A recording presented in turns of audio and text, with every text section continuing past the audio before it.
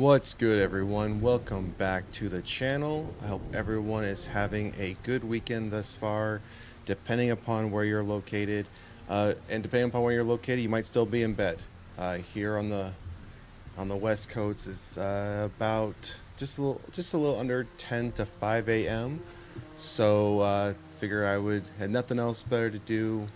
Figure I would see what was out there in the news from late yesterday afternoon, evening, and then what the heck, just jump on here, do a very early morning show on a Saturday before I start getting into some of my movie reviews, television show reviews. We got the episode 5 of Newtopia that came out yesterday. Going to be dropping my review of that, which is part of the weekly review we do for that show.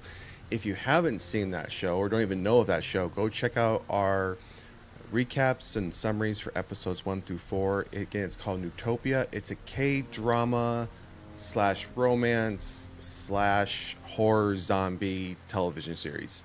It's currently running on Amazon Prime. Well, at least it is here in the US. It's running on Amazon Prime.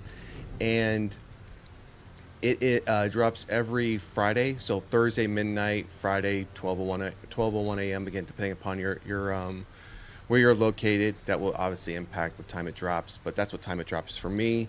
And then usually we wait a day or so. You know, a lot of people to watch it before we put out our review, and we do put out spoiler reviews on that. So just be aware if it is a series that you're wanting to check out and not be spoiled, then go check out the episodes first, then come watch our summaries and recaps. But definitely a show I think is worth checking out. I don't think shows like this really get much attention. And I had this on my radar for a while. I knew it was coming to Amazon Prime, but I didn't really see anybody talking about it. I didn't see anybody in the horror community talking about it. I didn't see really any of like the horror news outlets really talking about it. So we were doing the Dexter Original Sin, weekly episodes. So I was just in the process in the last couple of weeks of finishing that up by the time Newtopia had started. So we ended up doing an episode 1 and 2 recap together, and then episode 3, and then we were fully caught up because they did drop episodes 1 and 2 on the same day. I will say, if you do decide to check it out, it is a slow burn. Episode 1 is a huge slow burn, so don't get frustrated with it. Stick with it, and I think you'll enjoy it, especially if you're looking for something different within the horror genre. I think this is, yes, it is zombies. Zombies isn't different, but I think this particular story and how it's set up and how it's told is fairly different than what we would typically see for a TV series in the horror genre, especially here within the U.S. So it does have an English dub over. That's the default. My understanding is always that you can switch it over to Korean and then read English subtitles. So I'm going to try that to see if that works for me today, because I prefer watching and listening in the native language, and then reading subtitles. Because one thing I don't like when it comes to TV shows, movies, especially when you notice like audio isn't syncing up, like there's something wrong either with the equipment or like the disc itself, where again audio is off by a second or two, and then that's all I can focus on is the fact that the audio doesn't align. And with this one, when I first started watching it, I didn't realize that you could have that option to switch it over.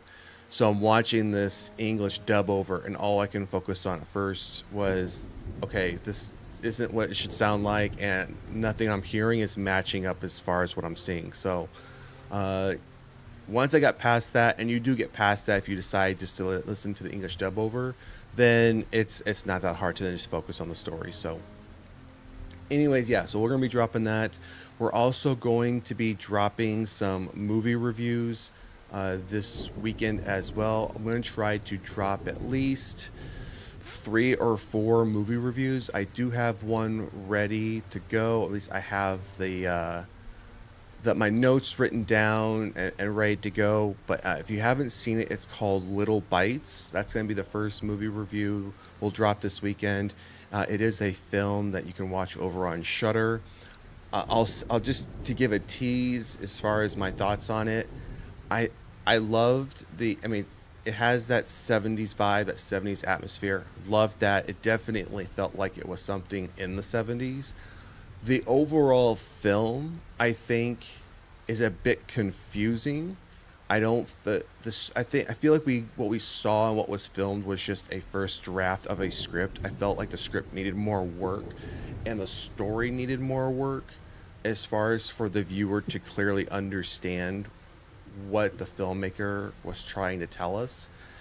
I watched it and I ended up having to then go do some additional research on the director. The director is actually Rob Zombie's brother, so I had to go do additional research on him. You know, his filming style, how he likes to tell stories, things of that nature, and then a bit more background on the film to get a clear understanding. Because again, you watch it and you feel like you know what's going on, but then you get to the last, I'd say, quarter of the film, and you're like you're a bit lost as to what's going on and how the film ends. It even drives you even to be more lost than you were, and you leave completely confused as to, well, what really happened, what was the outcome. So we're gonna be dropping that movie review later today, and I'm gonna try and get both Companion and Presence watched today as well. I usually try to watch hard to believe, not hard to believe. I typically try to watch two horror movies a night, uh, to then do reviews the next day, or do reviews over the next couple of days. So that way, I always have reviews coming out. So we do also try to do a mix of current horror films versus maybe older horror films. And I say older as far as like maybe in the last between 1 to 10 to 15 years. Now we are going to start doing some classic movie reviews. I'm going to start a series around that where we're going to go back and look at some classic horror movies from like the 60s, 70s, 80s, maybe up through the mid 90s. And I know it's hard to think that something from the early mid 90s would be classic, but I mean, think about it, that's already been 30 years. So we're going to start doing that. And many of these films you all have probably seen, but I thought it'd be fun just to kind of mix it up for those that might be new to the horror community, new to the horror genre, that might not have seen some of these films. And it might be nice for them to go back and see some of the older stuff versus just focusing on the new. So I'm gonna have that coming soon as well. And as you've noticed, we started doing some live shows. I do want to start hopefully bringing on some guests as well in the future, so we can have some back and forth about specific titles or specific films that might be coming up. So just trying to keep some variation and content coming.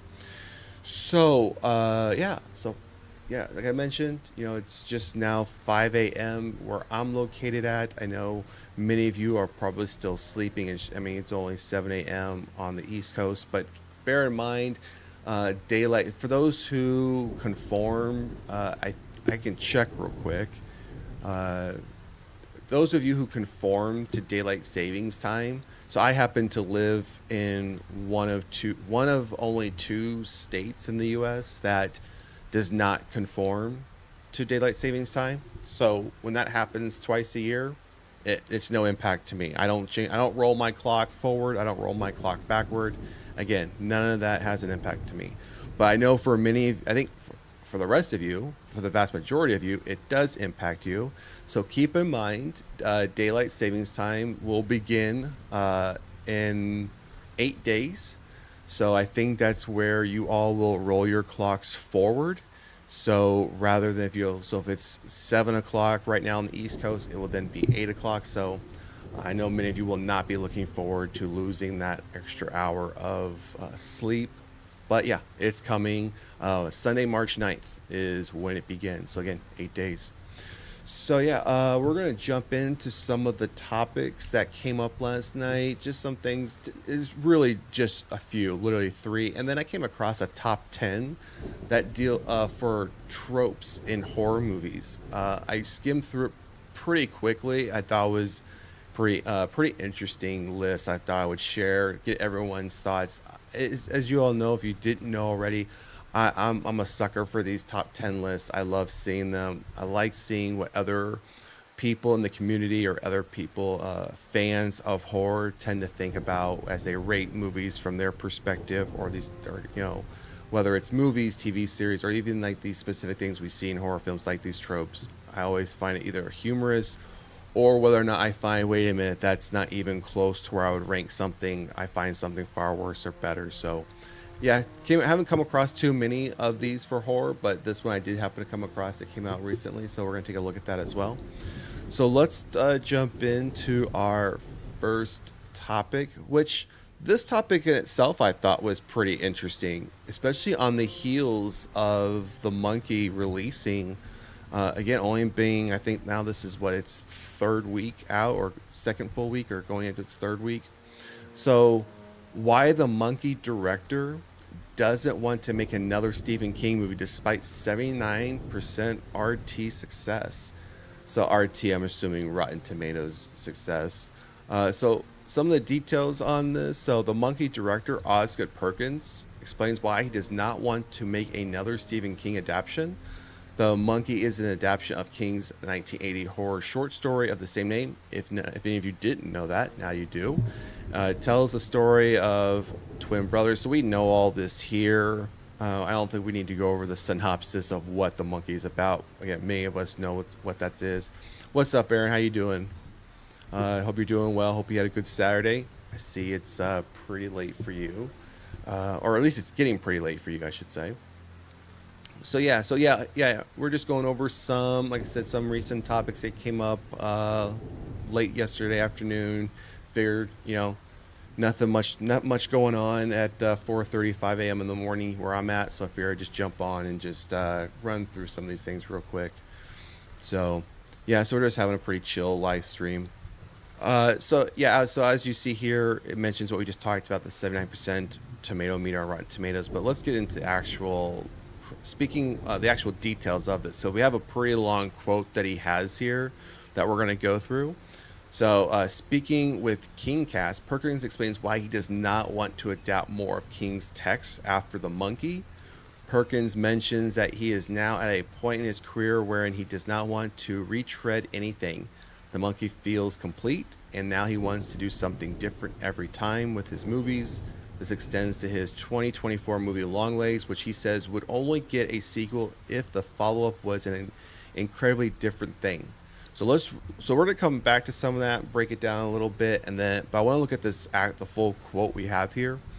So I think the real win of where I am at now is I've kind of established the rule now that everything I do is one of one. Nothing is going to be, we're not going to retread anything. So it's like, well, there be a Longlegs 2, supposed to be, like everybody wants there to be, it's out there. Would it be like Longlegs 1?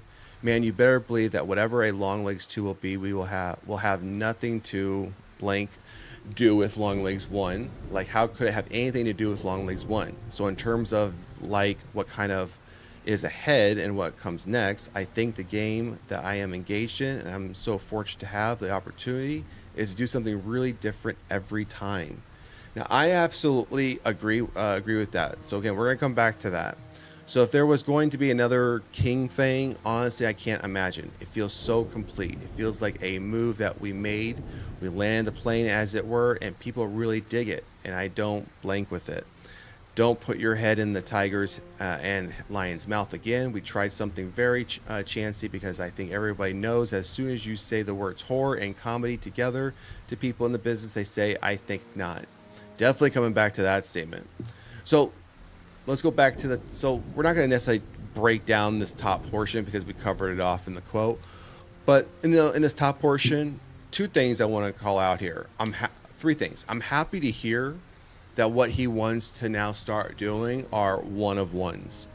I'm of the opinion that if it doesn't need if you feel like you've told the story in the first film, original film, don't force a sequel. Usually, I feel sequels are forced on by studios, especially if the first film is very successful, and the director and or main character actors don't necessarily want to do a sequel. They went into it knowing it was going to be a one and done.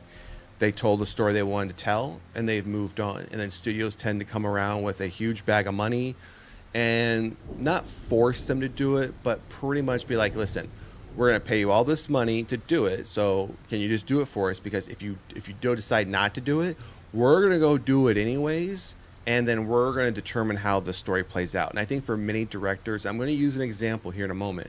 I think for many directors and creators, they don't want to see their original work tarnished. So they will tend to give in and do it. Prime example of this is Joker. We had Joker, then Joker Fully Do.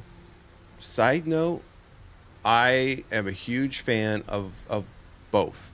I absolutely love both films. I've watched both films countless times. I know many people love Joker, but then didn't like Joker Fully Do. It didn't work for them, and everyone pretty much felt that the director was pretty much giving the middle finger to everybody and made that film bad on purpose. I don't have that opinion. That's not my opinion of the film. Are there certain aspects of the film I would have liked to have seen different? Absolutely. I would have liked to have seen more of Lady Gaga's, her version of Harley Quinn in the film, even though she wasn't playing the traditional Harley Quinn that we all know, which is fine. It was all interpretation, as this whole original Joker film was. It was an interpretation of that character. It wasn't ever, in my opinion, meant to be the Joker we know that fights Batman. I never believed that from the get-go. So Aaron says here, sometimes sequels can be a cash trap. Absolutely. I think that's exactly what happened with Joker. The first one made over $1 billion. Studios saw that, and they thought they could get the same success out of a second film by bringing back Todd Phillips and Joaquin Phoenix. And it didn't work out that way, because I think many people went into it thinking, yeah, they're saying it's a musical. We got Lady Gaga's Harley Quinn, but I think many people still were expecting to see something like the first film and not what we got in the second film. And I even feel like many people didn't really see it for what it was and give it a chance to watch it that way. I think if many people do, you might have a different opinion. I also believe that Joker Fully Do, in 5 to 10 years, many people will go back and look at it and see it for what it was truly trying to achieve, and it will gain its cult following, and it will become a cult classic. I truly believe that. So on this part, though, I am glad that, again, he's wanting to do one and dones. I'm tired of seeing unnecessary sequels. So happy to see it, especially in horror. Sometimes in horror, you don't need sequels. And I know, tongue in cheek, just behind me, I've said this many, many times before, and I don't back down from it, as far as Michael Myers being my favorite horror villain character, my favorite franchise. Now, do I think a lot of those sequels were necessary? Absolutely not. We have three different timelines. We have a reboot attempt. We have an anthology timeline. So we have 4 timelines and a reboot. Do I think all of that was necessary? Absolutely not. So I don't back away from the fact that even my favorite character's franchise didn't need all of its sequels. So again, I'm happy to see that he's not willing to do a Longlegs 2 unless it's something completely different and has nothing really to do with Longlegs 1. But saying that, then it's not really a sequel. I don't think you should really be calling it Longlegs 2. Call it something completely different if it's going to be something completely different. Otherwise, you're setting yourself up for fans to assume, like the example I just gave with Joker, that this is going to be something that's not going to be. So, the other part on here, let's see here. He mentions, as far as, talking about with the King's adaptation, he's told the story, he feels it's complete, good. And right here, as far as the end, I think everybody knows, as soon as you say the words horror and comedy together to people in the business, they say, I think not. I don't think that just goes along with horror and comedy. I think that goes with horror. I think when big studios hear horror, they tend to shy away, unless it's something like Scream, unless it's something like some big franchise that's been going on for quite some time, that has a huge fund that they know they're going to make a quick buck on. Then they don't tend to shy away. But we've seen studios shy away from more. I think that's why we get so many independent films or mid-budget films or low-budget films that turn out to be great. And we've talked about this time and time again. The substance. I know I sound like a broken record with The Substance, but look at what The Substance has been able to achieve, and it wasn't even a wide release. It got and then it got released on Mubi for a long time before it eventually became available on other streaming platforms. So, and we see how Demi Moore is performing at these award shows. I mean, she just won at the SAG Awards, and now we have we have the Academy Awards coming up here soon as well, which they have 5 nominations for that. Oh, I think Nosferatu also got 5 nominations. Alien Romulus sci-fi horror got 1 nomination, which I think is probably going to be for a special effects costume or makeup. But the girl with the needle got a nomination. A Danish film, a Danish black and white subtitled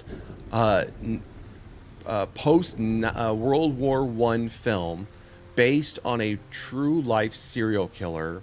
But she's not the main focal point of that story. It is an amazing film that I'm sure 99% of people have never heard about and need to go watch it. I mean, if you have, I mean, I don't know if it's streaming anywhere, but if you have the ability to rent that on on Amazon Prime or whatever, I would highly recommend rent it and give it a watch. It's a huge psychological horror film. And it does have some hard parts to watch, and I mentioned that in my movie review of it. So if you have a hard time dealing with things that deal with children, then I would say don't watch the film.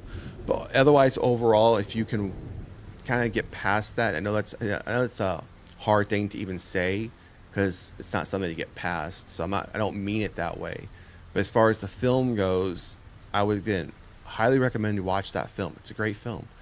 But going back to here, I'm glad again. Ultimately, I wanted to bring this up because I'm glad to see a director on the heels of a big movie release like The Monkey coming out that's making quite a bit of money. A lot of people are loving it. And right here, the director is not just following the money, and you don't see that often. And this goes on to talk about, as we see here, what Longlegs did as far as how much money it made based on right here, making over 126 million on a reported budget of less than 10 million. I mean, we've seen the same thing with the Terrifier series. And I've talked about that multiple times, how Terrifier, all 3 of them came with very low budgets and continued to make money. Even with the slight budget increases it did, which each film, it still well surpassed 10, sometimes 20 times plus what the budget was. Now we all know, in my opinion, I think Terrifier 3 got a little bit away from Terrifier 1 and 2, what I believe was the kind of the original, not vision, but how I originally see Art the Clown and how I see this franchise. I felt like Terrifier 3 got a little bit away from that, and I've explained that multiple times on how I feel about the comedy inserted into that film. I didn't like it, didn't care for it. And many people have shared this opinion about Terrifier 3. You have 2 camps. One that says, I want a little bit more story. And the other camp says, I wanted more gore. And I understand as a director, how do you balance that? How do you make both sides of your fan base happy? It's hard to do. And sometimes it's impossible to do.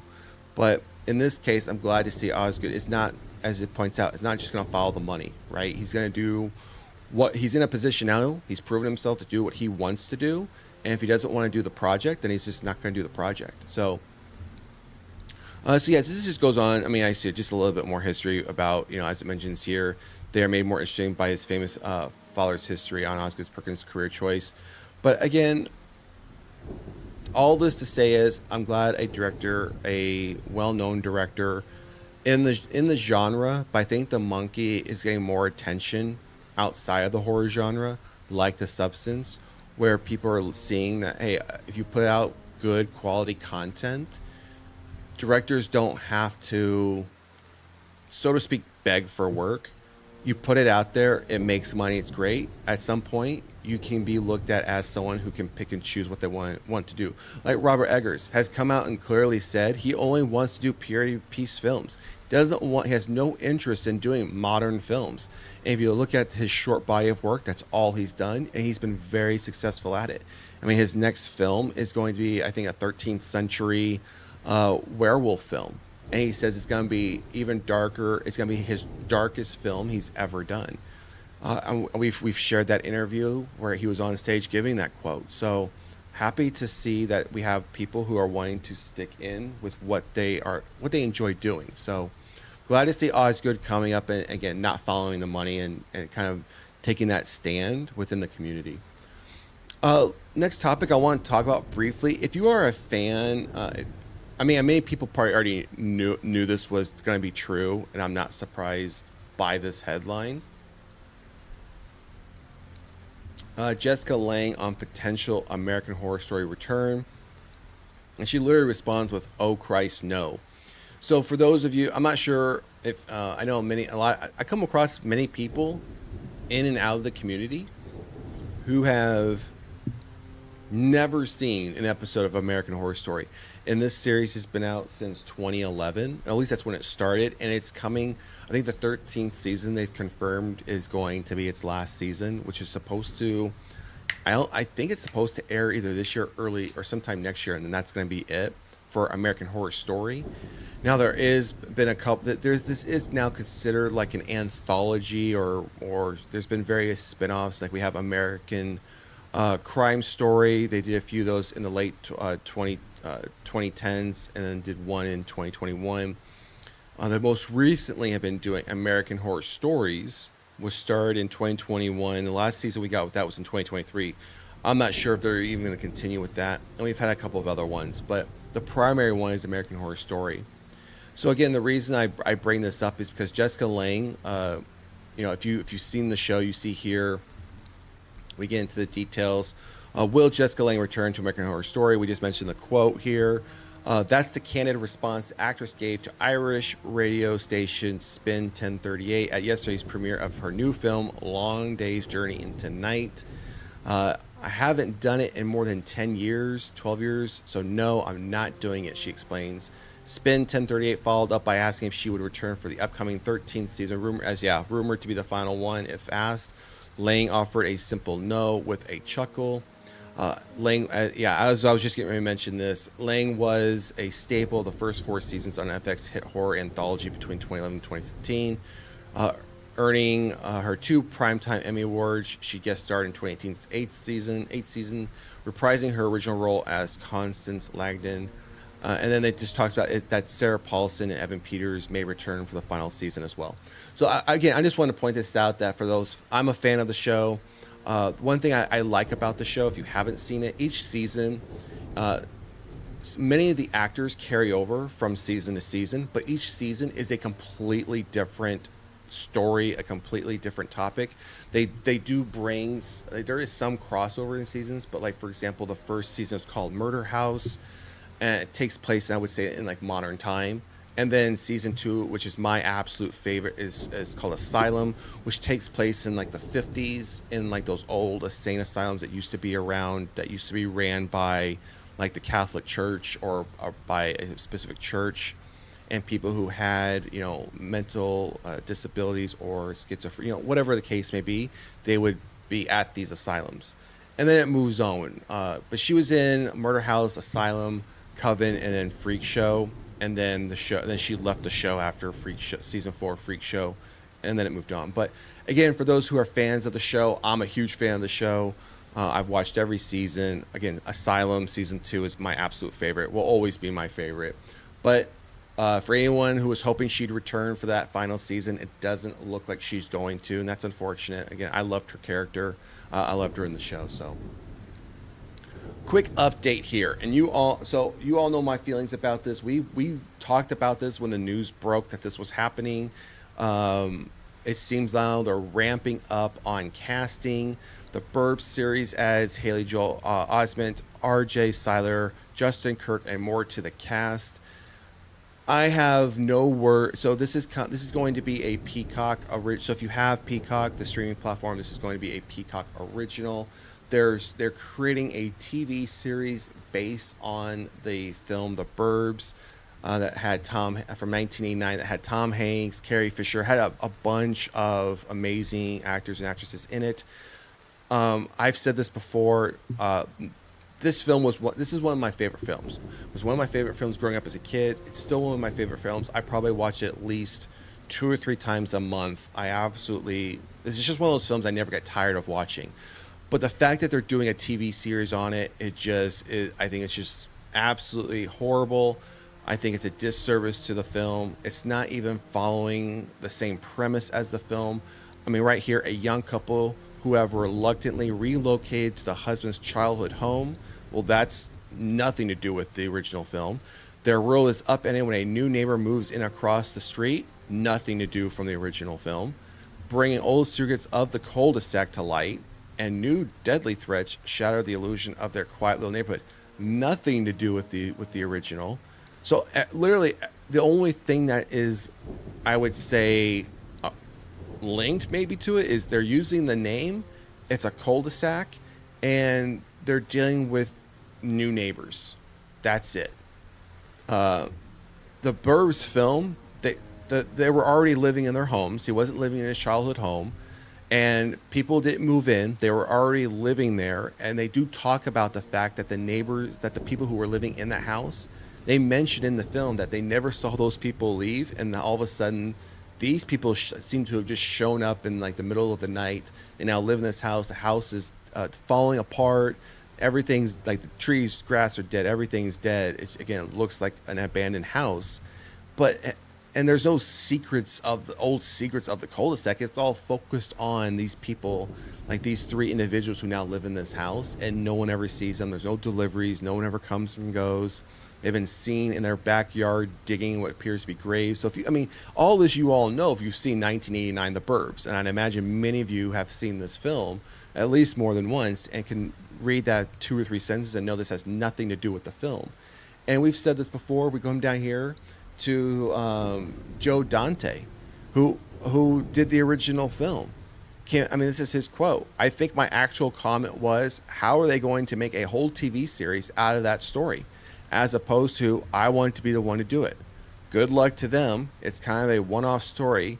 It's always nice when things have a shelf life. Absolutely, 100% agree with this. And this shouldn't be done. This is where I think studios need to stop looking back to the 60s, 70s, 80s, seeing what worked, what was popular, what people love, cult classics, and trying to remake them, reboot them, add prequels to them, whatever. This one has... Every time I see news about this, of course, I want to share it, especially with those who love the film as much as I do, because this just absolutely I think is one of the worst things to be done, in my opinion. So so I'm off my soapbox on that one, but I had to stand on my soapbox for a little bit this morning.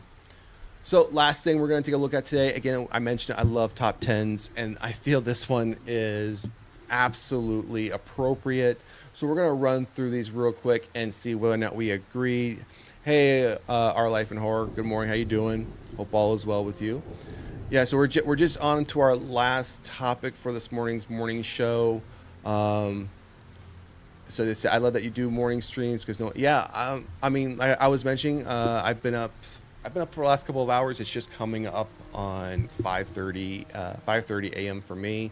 So yeah, I've been up for quite a bit. I figured there was some stuff that came out late yesterday afternoon, last night that I didn't really touch on. Figured, what the heck, Saturday morning, nothing's going on. Let's just jump online, do a show. So just to get you caught up, we talked about. So just to go back, we talked about Osgood Perkins saying, "Yeah, I'm not doing any more Stephen King movies. I'm going to kind of do my own thing. I want to do one and dones. I'm not interested in doing sequels." And we went over a quote that he mentioned that talked about Longlegs 2, and that if he were to do it, it had to be something completely different. And we talked about that, we're not, Longlegs 2 wouldn't necessarily be a sequel if it's something completely different, right? Jessica Lange has come out and confirmed she has no interest in returning to American Horror Story for its last season, the 13th season. And as I was mentioning, I'm not sure. I'm a huge fan of the show. I know I come across many people who've never even heard of this show. which I think is very unfortunate. I think it's a great show. There are some seasons that aren't nearly as strong as others, but I still think it's a great show nonetheless. I just got off. You probably just came in as I was on my soapbox on the Burbs. I won't get back on that soapbox, but I think it's an absolute travesty that Peacock, NBC, Peacock, whatever you want to call them, is going to be trying to attempt to do a TV series called The Burbs when their premise has nothing to do with it. And Dante's even come out and said, I don't. What are they even attempting to do? It's a one-off story. So that's where we're at. That's the wrap up for the morning show so far. But I thought this was interesting for horror fans. So what we say here, I saw the Jessica Lange headline, but didn't read why. No, it does. It doesn't say. I mean, we can go back to it real quick. I mean, it wasn't a very long article. She just says, right here. This was the quote. I mean, she originally gave this quote here. Oh Christ, no. I haven't done it for more than 10 years, 12 years, so no, I'm not doing it, she explains. And then they just kind of pressed her a little bit more, and she just said simple no again. And that was all she had said, and they just moved on from it. My understanding is, I mean, she was in the first 4 seasons, and as I mentioned, season 2 is my absolutely favorite just because of the subject matter. But as I've watched all of these seasons since 2011, when the show started, nothing ever. I mean, there's been some of the primary characters had left, like Sarah Paulson and Evan Peters, who are a part of the show for much longer than Jessica was. They eventually, moved on. But I mean, I never came across an article or an interview where she said, "Hey, I'm so unhappy. I'm leaving this show." It seemed like she left on, "Hey, there's nothing more for me to do here. I feel I've taken the character. I've played my role," and she moved on. And if you've ever seen season 4 Freak Show, which is based on a traveling carnival back in, like, I'd say, if you remember some of the stories, maybe I think, or some of the bad raps that carnivals used to get back in the early days when they were called freak shows, when you had like the bearded woman, or the man with like the lobster hands and all those things. That's what that season really follows, but it shows that those are real individuals, right? Or like the world's shortest woman, the world's tallest man, and things of that nature. And she plays one of the main characters. And as that season ended, it was as if she had her swan song, like her send off. So I felt it was appropriate at that time. Hey, if this is how she wants to go, then this is the perfect time for her to go. So, but yeah, I mean, it's unfortunate you can't get some of these original actors and actresses that really launched the show back for its final season in one way, shape, or form. Unfortunate, but I understand. It's like I said, as she said, it's been more than 10 years. It's been 14 years now. It'll be 14 years since she's been on the show. So yeah, probably no. Actually, no. If she did Freak Show, so Freak Show was 2015, so it'd be 10 years. 10 years now. So yeah, so let's jump into this last. I thought this was interesting. I know as horror fans, we see all of these things. I skimmed through this briefly just to kind of get an idea what it was going to be about. But it's the top 10 worst tropes in horror movies, and they're ranked. So if you've ever seen me do these top 10 lists, yes, there are probably going to be many tropes us as horror fans know are out there that might be worse than these. And I agree with that, but we're just going to focus on what's in this top 10 list, whether we believe it needs to be higher or lower in the list. So number 10, poor communication. And they give some brief examples, as seen in 28 Days. So what they mean by poor communication is where somebody knows something and they're not sharing it with the group. That would have a massive impact to the story, have a massive impact to their actions in the movie. So I'd say, yeah, that I would definitely leave that as a number 10, because I don't think that's one of the worst ones. But yeah, we typically in horror films come across, we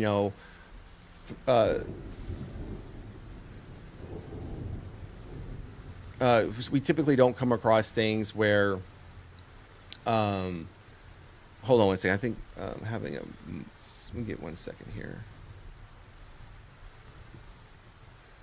So there might be, I'm not sure if everything is okay on the YouTube end. I'm getting a message saying that the streaming status is poor.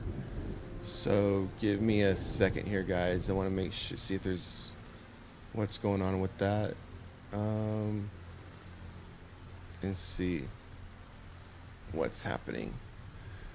So yeah, so just give me 1 second. So I'm not sure how it's coming through. It just says that it's trying to buffer, but I see that it's still live. So give me 1 second, guys. I want to make sure if there's something I can switch up on my end to make this a little bit better. Second. So I'm not sure how it's coming through. Yeah, it seems like it might be a bit. So Our Life in Horror, my video buffered a couple times. Wasn't sure. No, I don't think it's on your guys' end. It might be. It looks like it's saying it's on my end. So I'll see if I can't. Hopefully that will fix itself. You're saying it's fine now. Okay, good. Okay, I pulled up the feed even on YouTube, and it looks like it might be a little fuzzy on my end as far as like the video camera. But again, I think that's on my end, not your guys' end. So let me try one thing real quick.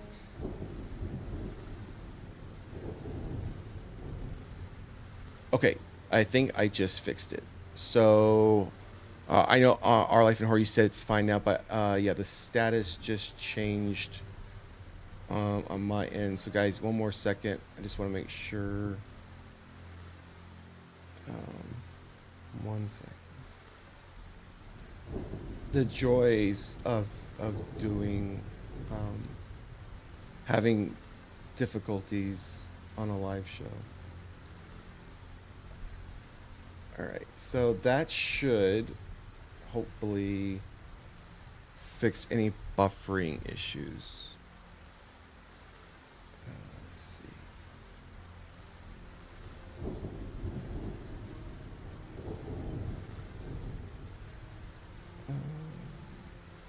All right, so hopefully I got it fixed now. All right, so that should hopefully. All right, we should be good.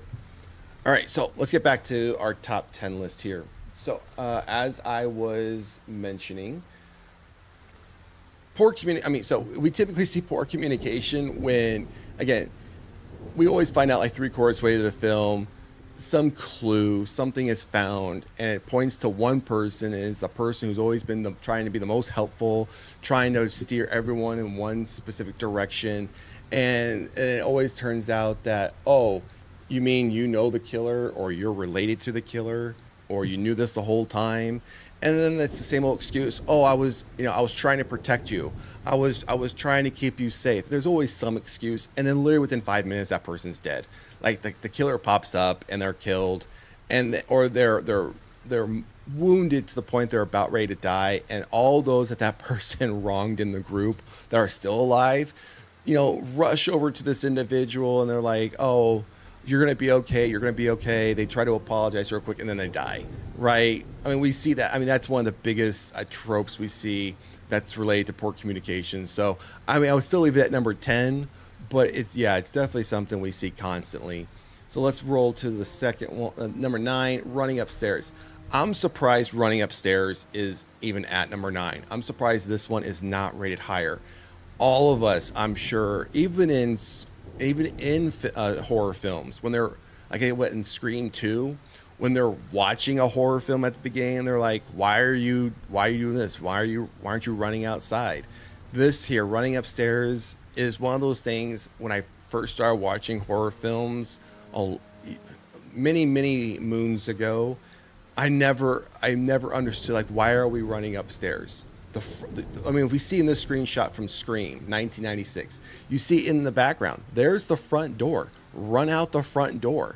Why are you going up to a place where you're going to trap yourself? It's going to be harder to get out. Because typically what happens, everyone, they end up jumping out the window, and then they bust their ankle or bust their knee. They start limping, and then what? Now it's just one more limitation now to get away from the killer. But for right now, we'll leave running upstairs at number 9, but I feel this one needs to be bumped up quite a bit. So let's roll to the next one. No one believes the characters, and they give the example I've seen in Fright Night 1985. I think I don't want to say we don't believe all the characters. I think there's definitely at least two characters that we never tend to believe, because like we just covered off in poor communication, typically there's that one character who knows more than the rest of the group, or knows what's going on, or is the killer, right? So there's always going to be, I think, even like in Scream, did we really believe Billy and Stu when we, let's be honest, when we all saw Scream the first time, maybe even probably the halfway through the second viewing, of course you knew they were the killers after the first viewing, but when you go back and watch a film after trying to look for all the little pieces, and then you start recognizing them in the second viewing, but did we really all think that Billy and Stu weren't the killers in Scream in the very first, when we first saw that film? This would be that. No one believes the characters. I didn't believe Billy or Stu's characters. I truly believe when I saw that film, I'm like, okay, it's either one of them or both of them are involved in one way, shape, or form, and they were both involved. So while I believe that, I don't necessarily think we don't believe all the characters. I think there's definitely a number of characters that we could point to that turn out to either be the villain or connected to the villain. So, but I would put Running Upstairs at number 8 and bump this one to number 9. I think Running Upstairs is far worse than not believing the characters. Let's jump number 7, group splitting up. Absolutely, but I still think Running Upstairs should be here. So now Running Upstairs is now number 7 already. Group splitting up.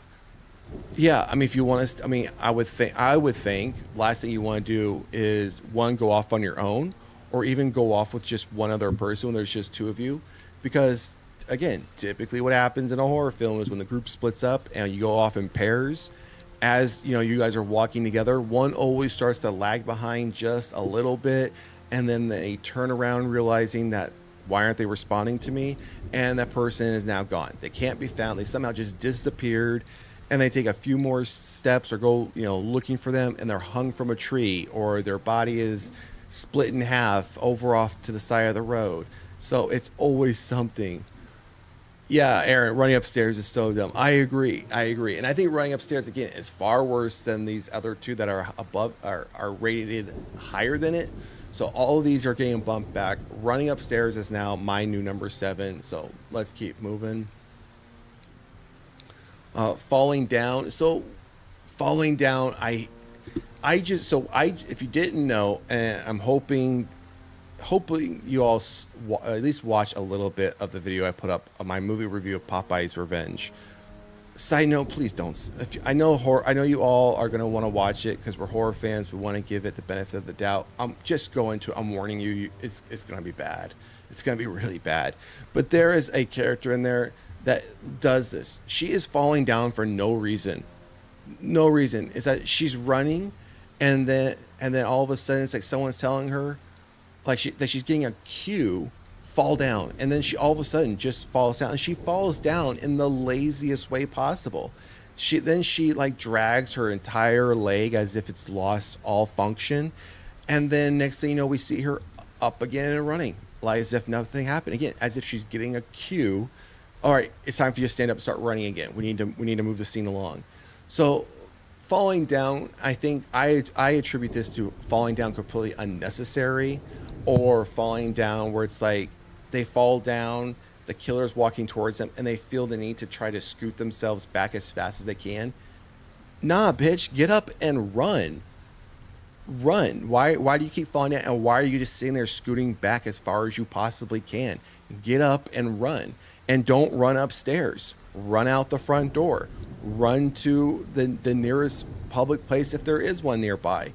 Why are you running out into the woods? That makes no sense. So Falling Down, we're going to leave Falling Down at number 6. We'll leave Running Upstairs at number 7. And then the other ones got bumped back. So let's move on to number 5, which is Sex Kills. I think this is one of the biggest tropes in horror films. It seems like if you end up having sex, you're going to get killed. We've seen that since the first Friday the 13th. I mean, Kevin Bacon. Was it the first night him and one of the other counselors that was supposed to be a counselor was having sex, and he got murked in bed. And it's funny because they never seem to be able to get the finish. It's always typically in the middle of doing the nasty that they end up getting killed. I mean, at least let them finish. At least let them do that. Let's just be honest here. We're all adults. At least let them finish. But do I think sex kills is a worse trope than running upstairs or falling down for no reason? No. So sex kills gets pushed back 2 spots, and the other 2 get pushed up 2 spots. So number 5 would be falling down. Number 6 now would be running upstairs. Those are the 2 that we keep moving up. Car trouble. Again, I call this out in Popeye's Revenge, and this comes up all the time in horror films. In Popeye's Revenge, the parents literally show up in the car, working just fine, just drove from the city to the woods, and then literally within 2 minutes, somebody else runs that car and goes to try to start it, and it's completely dead. It won't turn. The engine won't turn over, and it makes completely no sense. But Aaron says having sex always... Yes, I'd agree with you. That's the easiest way to put it. Absolutely. Car trouble. Do we think it's worse than running upstairs or falling down? No, but it's definitely those 3 thus far are the worst that we've seen. I would still put falling down at number 4, running upstairs number 5, and car trouble would now be number 6. So keep move. Those are the 3 we are moving up.